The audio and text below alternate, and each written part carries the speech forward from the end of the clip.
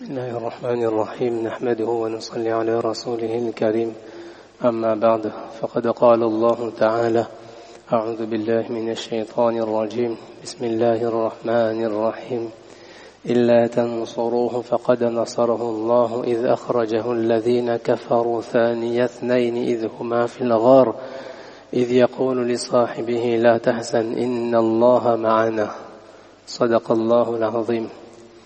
Très chers frères, louange à Allah subhanahu wa ta'ala qui nous gratifie de ce premier Jumu'ah de cette nouvelle année 1445. Alhamdulillah, nous sommes dans les premiers jours de ce mois de Muharram et nous sommes dans les premiers jours de cette nouvelle année 1445 de l'Hégire. Il est important pour nous de rappeler dans ces quelques minutes que nous avons avant la khutbah, incha'Allah, et bien de se rappeler de cet événement important qu'a constitué l'Hégire. Nous savons, lorsqu'on parle de notre calendrier, différemment du calendrier appelé grégorien, eh bien notre calendrier il est hégirien, le calendrier de l'Hégire. En arabe, l'Hégire, ça se dit al-hijra. Al-hijra, c'est l'émigration. Cela fait référence au moment où Rasulullah sallallahu alayhi wa sallam, avec ses compagnons radiyallahu anhum, eh bien, ils ont quitté Makkatul Mukarramah pour se rendre à Madinatul Munawwara. Rasulullah sallallahu alayhi wa sallam était devenu prophète à l'âge de 40 ans. Puis, il a commencé la da'wah et il y a eu des différents événements dans sa vie à Makkatul Mukarramah. Il y a une année, l'année 10 de la prophétie, Rasulullah sallallahu alayhi wa sallam, il a environ 50 ans et c'est cette année qui est appelée l'année de la tristesse. Durant cette année, il y a le décès de son épouse bien-aimée Khadija radiyallahu anha. Il y a le décès de celui qui était un soutien indéfectible dans la mission qu'il avait de propager le din, c'est Abu Talib, son oncle. Et deux piliers qu'il avait perdus durant cette année et qui ont fait que cette année fut appelée l'année de la tristesse, Amul Huzn. Après cela, Allah subhanahu wa ta'ala, eh bien, il le console, il le rassure en l'invitant pour le mi'raj et l'ascension. Rasulullah sallallahu alayhi wa sallam, lorsqu'il perd ses soutiens, eh bien, il va chercher du soutien à Taïf, mais nous connaissons l'histoire de Taïf et nous savons que ce n'est pas là-bas, eh bien, malheureusement qu'il a eu le soutien. Rasulullah sallallahu alayhi wa sallam revient à Makkatul Mukarramah et les compagnons radiyallahu anhum continuent à être persécutés. L'islam et les musulmans continuent à vivre des moments difficiles d'opposition, de maltraitance, de violence, etc. Et c'est dans ces circonstances qu'Allah subhanahu wa ta'ala, eh bien, il va ouvrir une porte d'issue et une porte de secours pour Rasulullah sallallahu alayhi wa sallam et ses compagnons radiyallahu anhum. Pendant qu'il est à Makka, face à cette oppression, face à ces maltraitances, un groupe de compagnons radiyallahu anhum avait déjà quitté Makka, avait déjà quitté l'Arabie pour partir en Abyssinie, l'actuelle Éthiopie. Il y avait des compagnons radiyallahu anhum qui avaient trouvé refuge. Ils avaient déjà fait une hijra. Puis une deuxième hijra. Un autre groupe partira encore pour l'Abyssinie. La hijra de cet endroit où il y a la peur, l'insécurité, pour un endroit où il y a la paix et la tranquillité. Ça aussi c'est une hijra. Quelqu'un dans un endroit où la situation est difficile, il y a la peur pour sa vie, pour ses personnes, pour sa personne, pour ses biens, pour sa famille, eh bien, il y a la hijra de quitter cet endroit pour partir vers un autre endroit où il y aura pour lui une certaine sécurité, une certaine tranquillité et une paix. Et c'est ce que certains compagnons radiyallahu anhum avaient déjà fait. Mais la majorité des sahaba radiyallahu anhum, ils étaient à Makkatul Mukarramah et l'aide d'Allah arriva et Allah subhanahu wa ta'ala donna l'ordre et l'autorisation à Rasulullah sallallahu alayhi wa sallam de quitter Makkatul Mukarrama. Quitter Makkatul Mukarrama pour partir où? Eh bien, il se trouve que lorsque le prophète sallallahu alayhi wa sallam est encore à Makkatul Mukarrama, eh bien, durant la période de Hajj, il va voir les différentes tribus, parce que le Hajj, il existait déjà depuis bien longtemps. Eh bien, il y avait des tribus et il y avait des gens d'autres endroits qui venaient pour effectuer le Hajj. Et Rasulullah sallallahu alayhi wa sallam, eh bien, il profitait de ces moments de Hajj pour faire la da'wah. Il invitait les gens à l'islam. Et il est dit que parmi ces gens qu'il invitait, eh bien, il y avait quelques personnes de Madinatul Munawwara. Mais Madina ne s'appelait pas Madina à ce moment-là. C'était une ville qui s'appelait Yathrib. C'est mentionné dans le Coran. Yathrib. Eh bien, il y a des gens de Yathrib qui sont venus à Makkah et eux, ils ont été touchés par la da'wah de Rasulullah sallallahu alayhi wa sallam. Quelques personnes, très peu, certains disent 6 personnes, et ces personnes ont accepté l'islam. Et elles sont retournées à Madinatul Munawwara, à Yathrib. L'année d'après, eh bien, il y a eu un autre groupe de gens de Yathrib qui vient à Makkah, et eux, également, ils vont devenir musulmans. Ils vont prêter foi sur la main de Rasulullah sallallahu alayhi wa sallam. Et ensuite, l'année d'après, il y aura encore un groupe un peu plus important, 75 personnes qui viennent de Yathrib, et eux aussi, eh bien, Allah subhanahu wa ta'ala illumine leur cœur par la lumière du iman.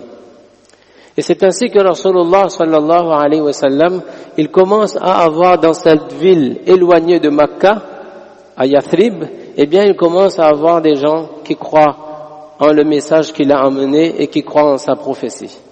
Et c'est pourquoi son cœur désire se rendre dans cette ville, où il y a pour lui l'espoir d'une quiétude, d'une tranquillité pour lui et ses compagnons radiyallahu anhum.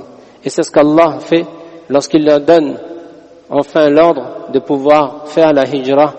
Et c'est lorsque Rasulullah sallallahu alayhi wa sallam est âgé à peu près de 53 ans, après avoir passé 13 ans à Makkatul Mukarrama à inviter les gens vers Allah, eh bien, en l'an à peu près qui équivaut dans notre ère à nous du calendrier grégorien vers 622, eh bien Rasulullah sallallahu alayhi wa sallam il reçoit l'ordre de partir à Madinatul Munawwara.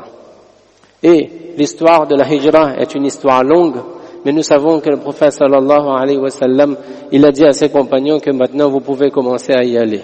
Et petit à petit, par petits groupes, parfois de manière discrète et cachée, les compagnons radiyallahu anhum quittent Makkatul Mukarrama et ils vont partir vers Madinatul Munawwara. Abu Bakr radiyallahu anhu, il a envie de partir. Et le prophète sallallahu alayhi wa sallam, il dit, la ta'jal, ne te presse pas. La'alla Allah an yaj'ala laka sahiban. Peut-être qu'Allah Ta'ala t'a réservé un bon compagnon de route, ne pars pas tout de suite.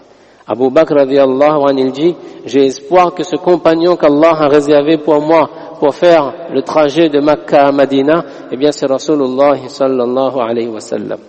Le prophète sallallahu alayhi wa sallam, tel ce chef et tel ce capitaine qui ne quitte pas le navire avant les autres, il reste à Makkah et il envoie les sahaba radiyallahu anhum. Jusqu'à ce que l'ordre arrive de la part d'Allah que maintenant toi aussi tu peux partir. Et c'est là que Rasulullah sallallahu alayhi wa sallam, il fait comprendre à Abu Bakr que toi, tu seras mon compagnon de voyage pour ce moment important de la hijra de Makkah à Madina. Et nous avons dans les livres de Sira le récit détaillé lorsque le prophète sallallahu alayhi wa sallam, parce que les gens de Makkah ne voulaient pas le laisser tranquille lorsqu'il était à Makkah, mais ne le voulaient pas non plus qu'il parte et qu'il soit heureux ailleurs. Alors, ils ont décidé qu'ils ne le laisseraient pas sortir, au contraire, on va le tuer avant qu'il lui aussi, il quitte Makkah. Et là encore, on connaît le récit, Rasulullah sallallahu alayhi wa sallam, une nuit, alors que ces gens ont décidé de rester devant sa porte pour le tuer, Rasulullah sallallahu alayhi wa sallam, il met en place une stratégie, il met quelqu'un d'autre à sa place, dans son lit, dans sa maison, Ali radiyallahu anhu, et au petit matin, avec l'aide miraculeuse d'Allah, il quitte sa maison. Et les ennemis sont devant la maison. Rasulullah sallallahu alayhi wa sallam, il prend une poignée de terre, il lance comme ça. Et il lit la sourate Yasin et ce verset وَجَعَلْنَا مِنْ بَيْنِ أَيْدِيهِمْ سَدًّا وَمِنْ خَلْفِهِمْ سَدًّا فَأَغْشَيْنَاهُمْ فَهُمْ لَا يُبْصِرُونَ. Nous avons placé devant eux une barrière et derrière eux une barrière et ils ne voient pas. Le prophète sallallahu alayhi wa sallam passe et sous leurs yeux, sous leur nez, il passe et ils ne le voient pas. C'est ce matin qu'ils se rendent compte que le prophète sallallahu alayhi wa sallam il est parti et que c'était Ali qui était chez lui. Je vous laisse, Inch'Allah, prendre le temps de découvrir à travers les livres de Sira ce magnifique récit de la Hijra. Rasulullah sallallahu alayhi wa sallam, il est parti. Avec Abu Bakr radiyallahu anhu. Pendant 3 jours, ils vont se réfugier dans la grotte de Thawr. Là où, eh bien, il y a tout un plan, toute une organisation avec des personnes bien désignées pour amener à manger, pour amener à boire, pour amener les nouvelles de Makkah. Et les ennemis qui sont tellement enragés de savoir qu'il est parti, qu'ils ont promis 100 chameaux pour celui qui capturerait vivant ou mort le prophète sallallahu alayhi wa sallam. Mais wallahu ya'simuka minan nas. Allah a pris la garantie qu'il protégerait le prophète sallallahu alayhi wa sallam de tout mal. Et le prophète sallallahu alayhi wa sallam, il continue, il quitte la grotte de Thawr après 3 jours passés dans cette grotte et il arrive petit à petit. Et on sait comment les gens de Madina qui savent que le prophète sallallahu alayhi wa sallam va arriver, eh bien ils sont dans l'attente. Ils sont dans l'attente que, eh bien, le messager d'Allah sallallahu alayhi wa sallam va venir. Yathrib va accueillir le meilleur des hommes sallallahu alayhi wa sallam. Le prophète sallallahu alayhi wa sallam, il arrive et il passe à la masjid de Quba. Il passe à cet endroit où il y a Quba. Et lui-même, personnellement, eh bien, il s'engage et il aide les sahaba radiyallahu anhum à établir la masjid de Quba. Cette masjid, à propos de laquelle maintenant on dit que celui qui fait les ablutions et qu'il marche lorsqu'il est à Madina, qu'il fait les ablutions et qu'il se rend à la masjid de Quba et qu'il y accomplit la salat, il aura la récompense d'une umrah. Juste pour accomplir la salat dans cette masjid parce qu'elle est importante dans l'histoire de l'islam. C'est là où Rasulullah sallallahu alayhi wa sallam s'arrête juste avant d'entrer à Madina. Et le prophète sallallahu alayhi wa sallam sur sa chamelle, qui sur ordre d'Allah va s'arrêter à un endroit. Et ce sera là où la masjid, la première grande masjid de l'islam, va être construite à Madinatul Munawwara.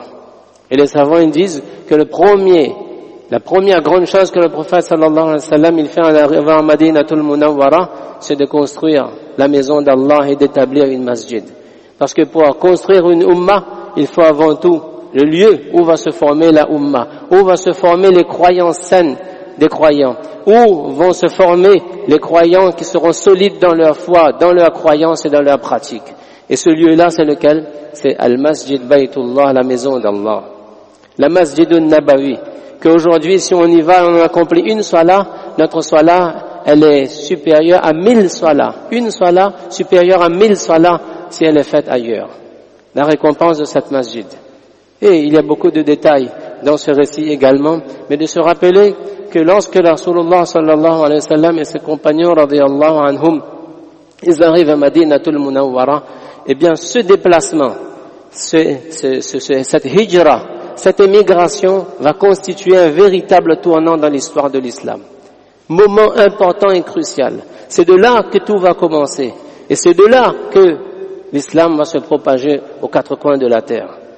Par les efforts de Rasulullah sallallahu alayhi wa sallam et ceux qui étaient avec lui, les muhajirin, ceux qui ont émigré de Makkah, ceux qui pour la cause du din d'Allah étaient prêts à sacrifier leur ville natale, étaient prêts à sacrifier leurs biens, parfois leurs proches et tout, quitter tout, pas par amour, non, pas par envie d'aventure, non, parce qu'il le fallait pour la cause du din d'Allah. Et ceux qui étaient à Madina, eh bien, ils ont ouvert leur cœur et leur maison et leur richesse et tout pour accueillir ces muhajirin venus de Makkah.